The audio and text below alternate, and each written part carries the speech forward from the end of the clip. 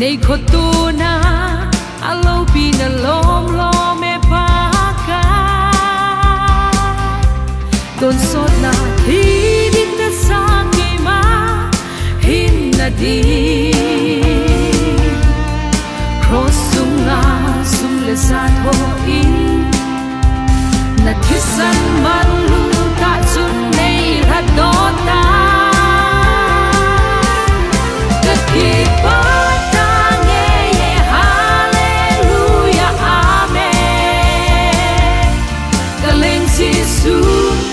sốt hin na ai xem pita alo pita nghe Krista nghe ngày lúc tan hi Hallelujah Amen Giêsu thì san chung thiên ấy chân sa ta nay ngày lúc ta cái gel si tên sa ke ma hin na cross sung a tui bam alo me ka pa kai thi san man lu ta chu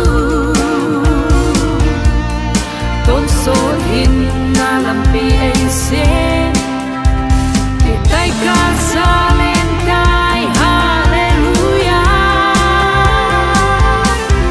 ka ki pa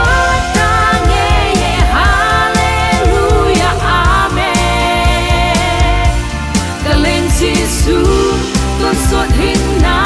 ai xem pita alo pita nghe Krista nghe ngày lúc tan hi Hallelujah Amen Giêsu thì san chung thiên ấy chân sa ta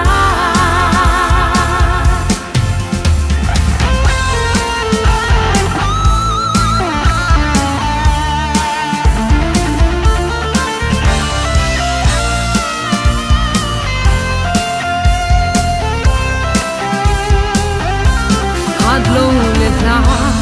sam begai na sa ke ma hi lung theng nei pe lang nei su theng in